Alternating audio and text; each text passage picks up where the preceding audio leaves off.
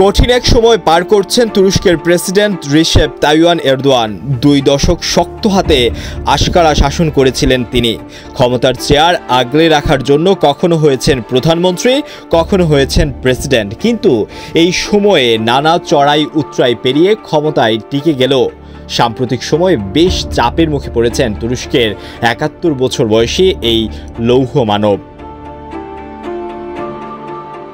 আগামী নির্বাচনে এরদোয়ান হেরে যেতে পারেন বলে অনেকে আশঙ্কা করেছেন।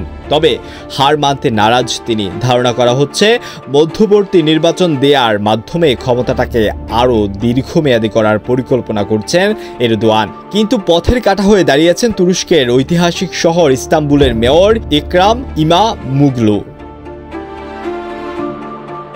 ইস্তাম্বুলের মেয়র নির্বাচনে 2 দফা এরদোয়ানের সমর্থিত প্রার্থীকে বিশাল ব্যবধানে হারিয়েছে ইমামোগলু। শেষমেশ ঘোষণা দেন এরপর প্রেসিডেন্ট পদে এরদোয়ানের বিপক্ষে দাঁড়াবেন জনপ্রিয় এই রাজনীতিবিদ। যে খবরে নড়ে চড়ে বসেছেন তুর্কি প্রেসিডেন্ট, ওই ঘোষণার কিছুদিনের মধ্যেই দুর্নীতি ও সন্ত্রাসবাদে জড়িত থাকার অভিযোগে গ্রেপ্তারের পর কারাগারে পাঠানো হয় ইমামোগলুকে। ইমামোগলুকে গ্রেপ্তারের প্রতিবাদে ইস্তাম্বুলের রাস্তায় নেমে পড়েন হাজার হাজার বিক্ষোভকারী। এই ঘটনাকে রাজনৈতিক প্রতিহিংসা উল্লেখ করেন তারা।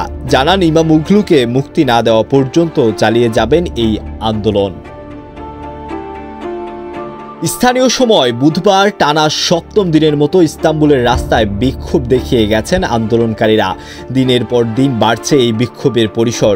রাজধানী আঙ্কারা সহ তুরস্কের বিভিন্ন শহরে ক্রমশ ছড়িয়ে পড়েছে বিক্ষোভের দাবানল। পরিস্থিতি যেদিকে যাচ্ছে তাকে গণ অভ্যুত্থানের লক্ষণ বলে মনে করছেন বিশ্লেষকেরা। ধারণা করা হচ্ছে এরদোয়ানের ক্ষমতায় থাকাটা এখন চ্যালেঞ্জের মুখে পড়ে যাচ্ছে।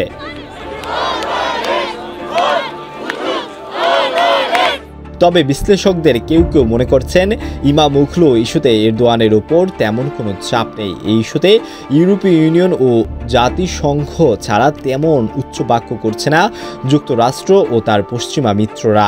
ফলে মনে হচ্ছে নড়েচড়ে হয়ে যাওয়া এরদোয়ানের গতিটা এক প্রকার বাঁচিয়ে দিচ্ছেন মার্কিন প্রেসিডেন্ট ডোনাল্ড ট্রাম্প।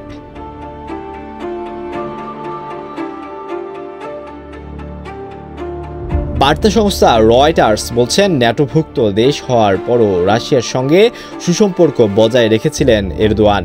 এর জন্য বিগত বাইডেন প্রশাসন তার উপর ছিল কঠোর। কিন্তু সেই কঠোর অবস্থান থেকে সরে এসেছেন ডোনাল্ড ট্রাম্প। কারণ ট্রাম্প নিজেও রাশিয়ার বিষয়ে নমনীয়। ফলে এরদোয়ান হটানো কিংবা তাকে চাপ দেওয়ার পরিবর্তে নীরব থাকছেন ট্রাম্প। আর তার এই নীরবতাই বাঁচিয়ে দিচ্ছে এরদোয়ানের গতি হয়তো। আলোয়ান খান, ঢাকা প্রকাশ।